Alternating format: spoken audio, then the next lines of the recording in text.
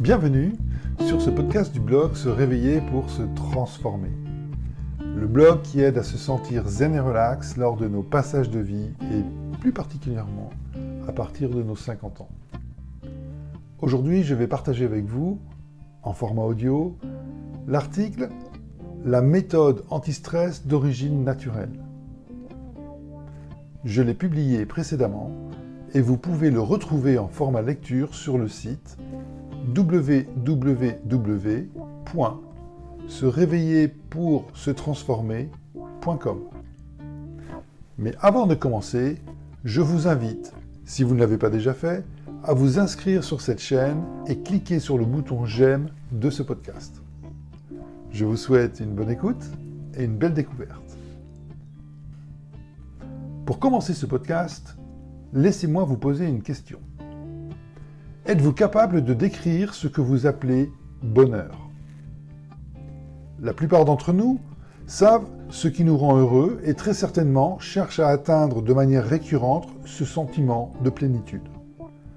De même, lorsque l'on ne trouve pas le bonheur, nous pouvons ressentir un déséquilibre intérieur. Si cet état de déséquilibre perdure, il peut faire émerger du stress qu'il va falloir gérer. Qu'est-ce que l'antistress d'origine naturelle ? En quelques mots, tout réside dans notre équilibre intérieur. Cet équilibre provient de l'action de garder en balance nos trois centres énergétiques qui composent notre être.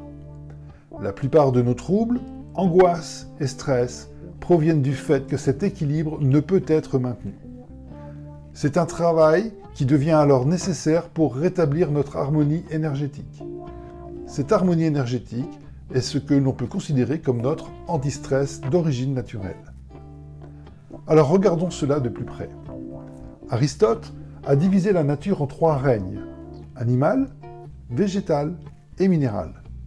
Ces trois règnes caractérisent les diverses formes de la matière de notre univers terrestre. Elles sont interdépendantes les unes envers les autres. Le minéral nourrit le végétal, qui lui-même nourrit l'animal. Et puis après la mort de ces deux derniers, il se décompose pour redevenir minéral et le cycle recommence. La nature s'équilibre par l'existence de ces trois dimensions. De même, nous pouvons percevoir trois dimensions qui nous équilibrent intérieurement. Une dimension physique, que l'on appelle corps, une dimension émotionnelle, que l'on appelle cœur, et une dimension spirituelle que l'on appelle esprit. Cette triangulation corps, cœur, esprit fonctionne de manière similaire aux trois règnes de la nature. Elles se nourrissent les uns des autres. Nos trois dimensions agissent dans une progression linéaire et ascensionnelle par le centre énergétique du corps, qui lui se situe au niveau de l'estomac, le centre énergétique du cœur qui se situe au niveau du thorax et le centre énergétique de l'esprit qui se situe au niveau du cortex, voire ce que l'on peut appeler également le troisième œil.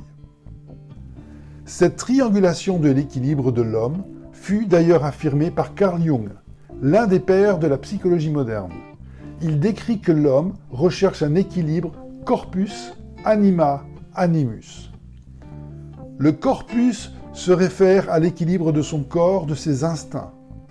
L'anima représente ses émotions, le rationnel de son vécu, qu'il considère le principe masculin de son moi profond. Et l'animus se réfère à l'aspect spirituel de son existence, soit le principe féminin de son fort intérieur. Cette manifestation du soi exprime les trois dimensions, corps, cœur, esprit, qui nous régissent, et compose la triangulation incontournable de notre équilibre de vie.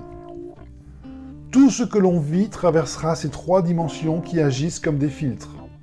C'est en étant en harmonie avec son corps que l'on peut plus facilement générer des émotions positives par son cœur, ce qui aura pour effet de permettre une meilleure ouverture de son esprit. Cette ouverture spirituelle permet en retour de trouver un nouvel équilibre de notre corps et avec soi-même, ayant pour effet de mieux assimiler nos émotions par le cœur et ainsi de garder notre esprit ouvert. De la même manière que pour les règnes de la nature, le cycle recommence et se répète. Par ce mouvement de triangulation continue, un mécanisme d'ascension énergétique se met en œuvre. C'est en respectant les 3 étapes successives de cette triangulation primordiale et ascendante, corps, cœur, esprit, que l'on initie un travail de lumière sur soi. Pour améliorer son bien-être, pour manifester son chemin de vie et pour élever son niveau vibratoire. Ainsi se crée la méthode anti-stress d'origine naturelle.